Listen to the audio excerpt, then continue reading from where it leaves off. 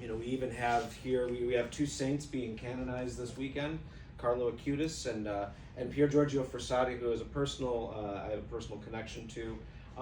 And so, trying to chase them. But, Carlo actually had a statement. He says, we're all born as originals, but many of us die as photocopies because we're often living our lives trying to be someone else.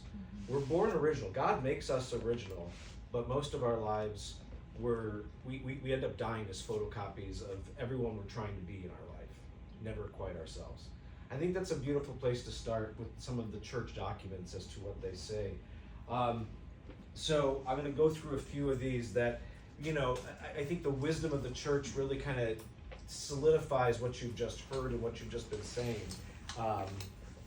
And so just want to start with so I'm going to take a couple of things here from the Directory for Catechesis, since we're talking about catechesis.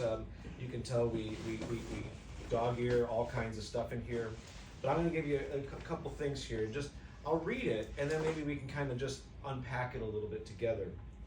So the Directory for Catechesis, which is the Vatican's chief document on what to do when passing on the faith. So this is kind of like the owner's manual, as it were, from the Vatican on what we're doing.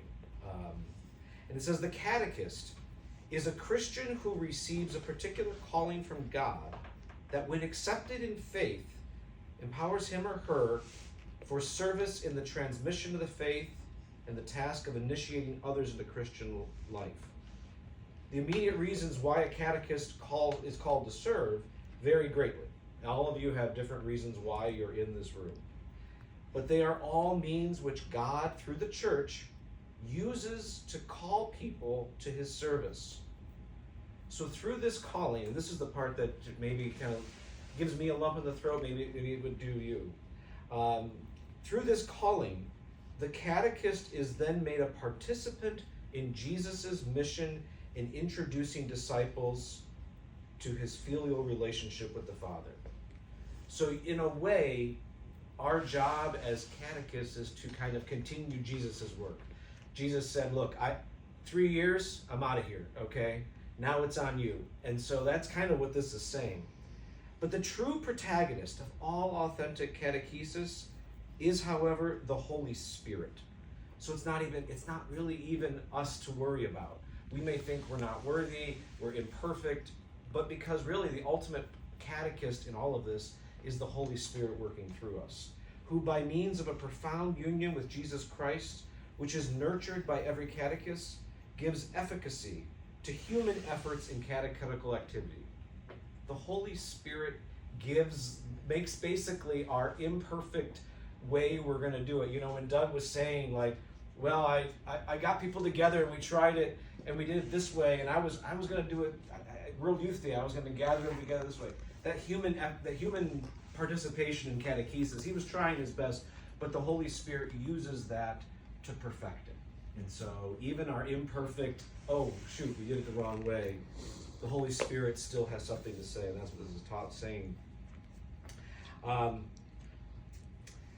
The activity is carried out in the bosom of the church. The catechist is a witness to her living tradition and a mediator who facilitates the incorporation of new disciples of Christ into his ecclesial body. Well, that sounds really churchy right there. So really, it says that what the catechist is three things that the documents say. One, first and foremost, the catechist is a witness and memory keeper of the faith. I'm reminded of Paul the Sixth, who said this phrase, and pardon the way in which he phrases it. Modern man listens more willingly to witnesses than to teachers, and if he does listen to teachers, it is because they are witnesses. So that phraseology with which John Paul II, Benedict, Francis, and now Leo have continued to reiterate. Again, a person listens more willingly to witnesses than to teachers. And if they do listen to teachers, it's because they're witnesses first.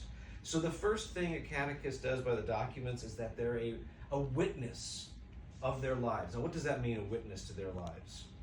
When you hear that phrase, what do you think that the documents might mean by witness?